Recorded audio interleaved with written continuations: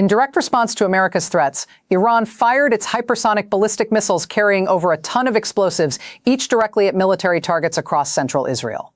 Fattah missiles reaching Mach 15 on re-entry and Khorramshahr ballistic missiles armed with cluster munitions broke through Israel's multi-layered missile defense network. This was the 37th wave of Operation True Promise 4, the single longest and heaviest attack Iran has launched since this war began, 3 continuous hours of sustained fire while American media was still claiming Iranian strikes had dropped 90%. This conflict just entered a new phase. Over the next few minutes, you'll see what the Western media has been keeping from you and where Iran's new strategy is leading the war next. Here's what we know. Last night, on the 10th of March, Iran deployed every tier of its missile arsenal simultaneously. The Khorramshahr carries between 1,500 and 1,800 kilograms of explosives. It traces its lineage to North Korean Hwasong-10 technology, transferred in the 2000s, and uses hypergolic liquid fuel, meaning it can sit loaded on a launcher for extended periods ready to fire within 12 to 15 minutes. That matters because it shrinks the window for preemptive strikes to almost nothing. The Fattah one uses a maneuverable re-entry vehicle that shifts course during its terminal descent. Iran claims the Fattah 2 goes further, carrying a hypersonic glide vehicle that adjusts trajectory during mid-course flight.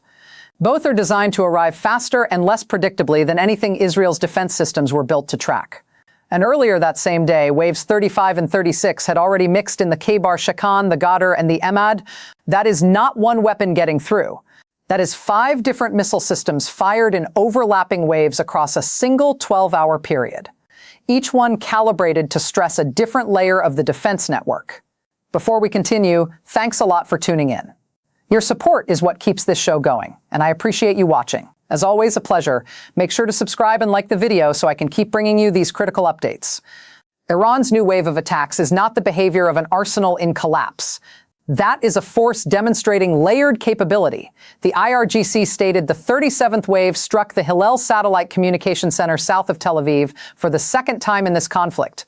They also reported hitting military positions in Be'er Yaakov near Tel Aviv, targets in West Jerusalem and Haifa, American positions in Erbil in Iraqi Kurdistan, and the U.S. Navy's 5th Fleet headquarters in Bahrain. Iran additionally claimed it targeted the USS Abraham Lincoln carrier and an American destroyer in the Indian Ocean. Those claims remain unverified by independent sources. What is verified is what the IDF confirmed from its own end, and that confirmation is what changes the entire picture. On March 10th, the Israeli Defense Forces held a press briefing and disclosed something that reframes this entire conflict. Approximately 50% of all ballistic missiles launched by Iran at Israel since February 28th carried cluster bomb warheads, not conventional unitary warheads, cluster munitions, weapons that do not detonate as a single explosion. Instead, they released dozens of smaller submunitions, each packed with several kilograms of explosives scattering across a radius of up to 10 kilometers. The IDF stated, Iran has been firing cluster-armed missiles at Israel almost daily since the war started. The Foundation for Defense of Democracies confirmed this in an analysis published on March 11th, noting that with Iran's launcher fleet being degraded by strikes, the shift to cluster warheads is a deliberate adaptation to extract maximum damage from each individual missile that gets through. Most people assume interception means the threat is neutralized. In reality, cluster munitions break that logic entirely. Israel's Arrow system, David's Sling, the Iron Dome, they are all engineered to track and destroy a single re-entry vehicle on a calculable arc. A cluster warhead is designed to fragment. If the interceptor reaches the missile before it disperses, the threat is contained. But if the warhead separates at altitude, which is what these weapons are designed to do, the submunitions scatter across kilometers before any interceptor can engage them individually. One missile becomes dozens of independent projectiles. And there is a second problem that rarely gets discussed. Even when a cluster-armed missile is intercepted, the force of the interception can still rupture the casing and spread the bomblets outward. The defense system operates on binary math, hit or miss. Cluster ordnance operates on distribution. One warhead, 20 to 24 bomblets, and a 5-meter radius of dispersal. The evidence on the ground confirms this. In Yahud, just outside Tel Aviv, 2 construction workers were killed and a third critically wounded by submunitions from a single cluster-armed missile. They were outdoors. They never reached a shelter. First responders near Beit Shemesh described arriving at multiple overlapping blast scenes only meters apart, treating casualties simultaneously across a scattered impact zone. More than 100 countries have signed the Convention on Cluster Munitions, banning these weapons because of their indiscriminate nature and the unexploded ordnance they leave behind for years. Iran is not a signatory, neither is Israel, neither is the United States. Stay with me, because the interception problem is only one dimension. The second is what Iran has been doing to the systems that are supposed to make interception possible in the first place. On March 11th, the New York Times published an analysis based on commercial satellite imagery, verified video footage, and official statements. That analysis identified at least 17 American military and other facilities damaged by Iranian strikes across the Gulf region. 11 of those are U.S. military installations. The sites include Al Udeid Air Base in Qatar, Ali Al Salem Air Base, and Camp Arifian in Kuwait, and the 5th Fleet headquarters in Bahrain. Several were struck more than once. Satellite images show damage to radomes, satellite dishes, and structures adjacent to THAAD TPY-2 radar systems, the tracking radars that coordinate ballistic missile interception across the entire region. Near Al Dhafra in the United Arab Emirates, satellite imagery captured structural damage immediately adjacent to where an AN TPY-2 system was positioned. If damage affected radar support or communications, it could have reduced detection and coordination, but the full operational effect has not been publicly confirmed. Senior U.S. defense officials told The Times that Iran adapted its targeting strategy since the start of the conflict to focus specifically on American vulnerabilities, the interceptors and air defense systems meant to protect U.S. forces and assets. The Times reported that Iran's ability to damage these facilities, and this is the critical phrase, defied expectations in the Trump administration. That is not neutral language. Defied expectations means the planning assumptions were wrong. It means the pre-war intelligence assessment underestimated what Iran could reach and what it could damage. The Pentagon itself admitted it does not have a complete picture of all Iranian launchers still operational. Damage to the 5th Fleet headquarters alone was estimated at roughly $200 million. At Ali Al Salem, at least 6 structures tied to satellite communications infrastructure were destroyed or damaged. Now connect the sequence. Iran neutralized or degraded early warning radars in previous waves. Then it struck the Hillel satellite communications relay south of Tel Aviv twice. Then it hit THAAD tracking radars and comms infrastructure across the Gulf. The pattern is systematic: radars first, communications second. Then the heavy warheads arrive into a detection environment that can no longer see them coming or coordinate the response. The Khorramshahr reaches Mach 16 outside the atmosphere and Mach 8 during re-entry. If the tracking radar feeding your interceptor battery is offline, speed becomes academic. You're not shooting at what you cannot acquire. The Israeli side of the counterstrike is equally intense, and it is equally worth interrogating. On March 10th, the Israeli Air Force struck regime headquarters in Tehran and Tabriz, where soldiers and security personnel were gathered. Targets included a Special Forces headquarters, an IRGC compound, a ballistic missile launch coordination center, a security police facility, and a base compound. Dozens of jets delivered over 170 munitions across Tehran, Isfahan, and Shiraz. The IDF also confirmed targeting nuclear laboratories in Tehran, some of which had been struck previously during the 12-day war in June 2025. Israel says it has struck hundreds of military and government-linked targets since the war began.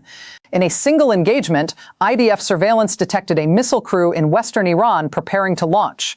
A drone destroyed the armed launcher minutes before it could fire. Simultaneously, the United States destroyed 16 Iranian mine-laying vessels near the Strait of Hormuz, a preemptive operation triggered by intelligence indicating Iran intended to deploy naval mines in the waterway. About 20% of global oil transits that choke point.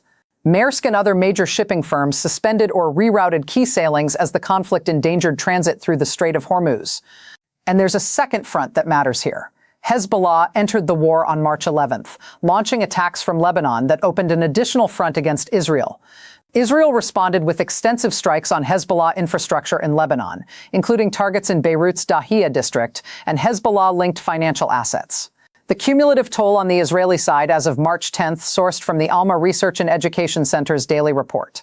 14 civilians killed, 2,339 injured to varying degrees. In one 24-hour period alone, 2 were killed in the Tel Aviv area and approximately 200 were wounded. More than 3,000 residents have been displaced by direct hits and falling interception debris. The deadliest single event remains the March 1st strike on Beit Shemesh, where an Iranian missile penetrated a communal bomb shelter beneath a synagogue, killing 9 people, including 3 teenage siblings. 2 interceptors had been fired at that missile. Both failed to destroy it. The shelter roof collapsed. Now recall the official narrative 4 days before Wave 37. Caroline Leavitt strikes down 90%. Trump on March 10th, over 5,000 targets destroyed, 80 to 90% of launchers eliminated. Israeli broadcaster Can 11 reported the daily missile count falling from roughly 90 on day 1 to 65 on day 2 to 25 on day 3 to 20 on day 4. By day 6, the White House presented the decline as proof the campaign was working. By day 10, multiple analysts credited joint suppression efforts with eliminating as many as 75% of Iran's operational launcher fleet. Most people look at a falling launch rate and see a weakening enemy. In reality, the Can 11 data reveals something the headline number conceals. While the volume of launches dropped, the missiles themselves got bigger and more capable with each successive wave. Iran was not running out, it was sequencing, volume first to saturate defenses and expose detection gaps, heavy warheads later into a degraded detection environment. Wave 37 is the end point of that sequence. 3 hours. Class payloads, Fattah hypersonics, cluster munitions across central Israel, multiple theaters hit simultaneously. The IDF assessed at the start of this war that Iran possessed approximately 2,500 ballistic missiles and was accelerating production at dozens per month. Before 2026, Iran had been working to expand its stockpile from roughly 3,000 toward a target of 8,000 within 2 years. During the 12-day war in June 2025, Israel destroyed hundreds of missiles in strikes and disrupted production of 1,500 more by targeting manufacturing sites. Iran rebuilt. The morning after Wave 37, IDF Homefront Command Chief Major General Yair Golan addressed the country from northern Israel. His words, "More difficult days are expected. Schools remain closed and gathering restrictions stayed in place pending further assessment." That is not the posture of a military that believes its adversary is spent. Both governments claim escalation dominance. And the most devastating barrage of this entire war landed 4 days after the White House told the world the threat was 90% gone. The gap between those two realities is not a reporting error, it is the war itself. And neither side has a theory for ending it that matches the situation actually unfolding on the ground. Thanks a lot for watching. I really appreciate your support. Join the discussion in the comments below. Let me know your thoughts. Who do you think is winning the war? Do you think the war is getting out of hand? Let me know. And please subscribe and like the video if you want to stay updated. And click the video on the screen to see another. I'll see you soon.